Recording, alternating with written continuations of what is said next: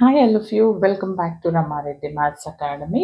ఇదేంటి అనంటే M2 R22 prepare అవుతున్న JNTU-H అఫిలియేటెడ్ కాలేజ్ కావచ్చు అండ్ అటానమస్ కాలేజ్ కావచ్చు, ప్రతి ఒక్కరికి నేను ఇచ్చేటటువంటి సజెషన్ అండ్ బెస్ట్ టెక్నిక్ ఏంటో చెప్తాను. వీడియోని మాత్రం చివరి వరకు చూడండి.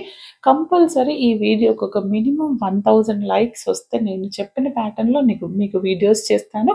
కాబట్టి ప్రతి ఒక్కరికి షేర్ చేయండి ఈ వీడియోని. యాక్చువల్గా ఏంటి అనంటే చాలామంది అనుకుంటారు M1లో మేము ఈజీగా పాస్ అయ్యాము, M2 ఇంతే కదా అనుకుంటారు. 1 డే బ్యాటింగ్ చేద్దాం, 2 డేస్ బ్యాటింగ్ చేద్దాం అనుకుంటారు. అది చాలా తప్పు. M2 అనేది చాలా చాలా బ్యాక్లాగ్స్ ఉన్నాయి.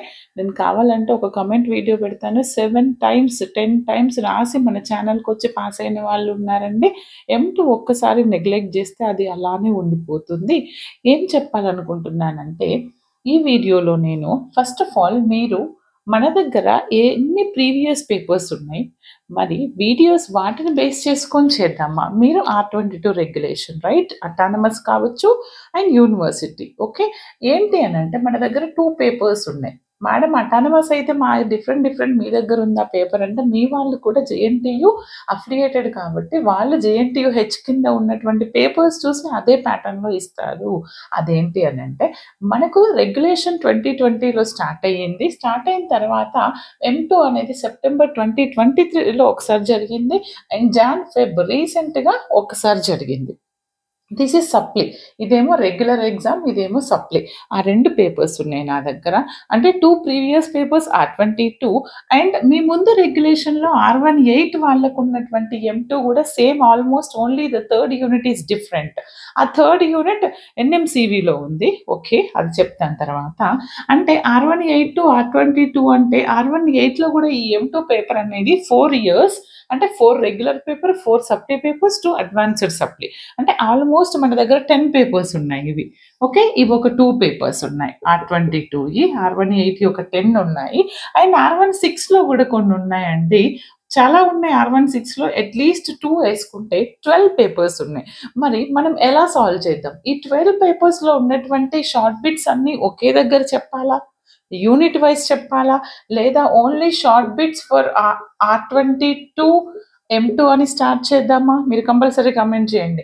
లేదా R22 unit wise short and long ఒకటే వీడియోలో చేద్దామా? ఓకే, అండ్ లేదా బిట్ వైజ్ చేద్దామా? అది నాకు ప్రతి ఒక్కరు కమెంట్ చేయాలి. దాన్ని బట్టి నేను ఎవ్రీ డే అనేది, సపోజ్ ఇప్పుడు 2 పేపర్స్ ఉన్నాయి. ఇందులో ఫస్ట్ యూనిట్లో అడిగినటువంటి ఫస్ట్ యూనిట్లో 2 షార్ట్ బిట్స్, అంటే ఇక్కడ 2 ఇక్కడ 2, 4 short bits and 4 long bits ఉన్నాయి. అలా సాల్వ్ చేద్దామా, లేదా R18 ఇంక్లూడ్ చేసి సాల్వ్ చేద్దామా అనేది ప్రతి ఒక్కరు కామెంట్ చేయండి. దాన్ని బట్టి మనం లేటెస్ట్ వీడియోస్ పోస్ట్ చేస్తాను, చాలా క్లియర్గా పోస్ట్ చేస్తాను. ఏమి రాని వాళ్ళు అట్లీస్ట్ ఈ పేపర్ సాల్వ్ చేసినా కంపల్సరీ పాస్ అవుతారు. ఇంకొకటి ఏంటి అని అంటే ఈ యూనిట్ 3, 4 ఎవరెవరైతే ఇప్పుడు ప్రజెంట్ 1-2 డేస్లో మిడ్ కోసం ప్రిపేర్ అవుతున్నారో వాళ్ళందరూ పక్కా ప్రిపేర్ అవ్వండి. దీన్ని హౌ టు పాస్ అనేది నేను వీడియో డిస్క్రిప్షన్లో ఇస్తున్నాను. అండ్ ఇంకొకటి, గ్రీన్స్ కావచ్చు, గాస్ కావచ్చు, స్ట్రోక్స్ కావచ్చు, ఓన్లీ గ్రీన్స్ గాస్ అని ఒకటే ఒక ప్రాబ్లం చదువుకొని వెళ్తే పాస్ గారు, అది ఎలా ఐడెంటిఫై చేయాలి ఒక్కొక్కసారి మెన్షన్ చేయరు రైట్. అలాంటప్పుడు ఎలా చేయాలని మన ప్లేలిస్ట్లో చాలా క్లియర్గా చెప్పాను. అక్కడికి వెళ్ళి డీటెయిల్డ్గా చూసుకోండి. కావాలంటే మెంబర్షిప్ తీసుకోండి. బట్ ప్రిపరేషన్ అనేది స్టార్ట్ చేయండి. మిడ్కి ఒకసారి స్టార్ట్ చేశారు, ఆల్రెడీ ఇక్కడ మిడ్లో చదివారు రైట్, ఇక్కడ అండ్ ఇంకొక 2 టైమ్స్ రిపీట్ చేస్తే మీకు ఫుల్ మార్క్స్ వస్తాయి.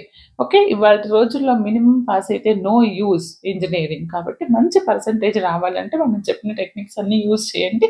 ఈ వీడియో నేను ఏంటి అని అంటే, ఇంకొకటి నెక్స్ట్ వీడియోస్లో మరి ఏ యూనిట్లు చదవాలి మేడం, నేను ఓన్లీ 2 యూనిట్స్ చదువుకుంటే చాలు అని కొంతమంది చెప్తున్నారు.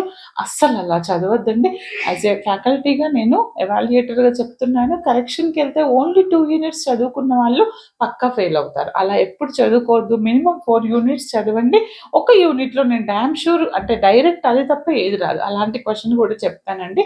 ఓకేనా, అర్థమైంది కదా?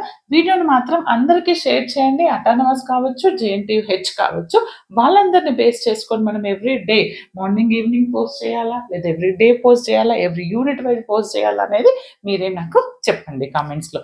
మోర్ అండ్ మోర్ కమెంట్స్ దేనికైతే వస్తాయో నేను అదే ఫాలో అవుతాను. All the best. Thanks for watching.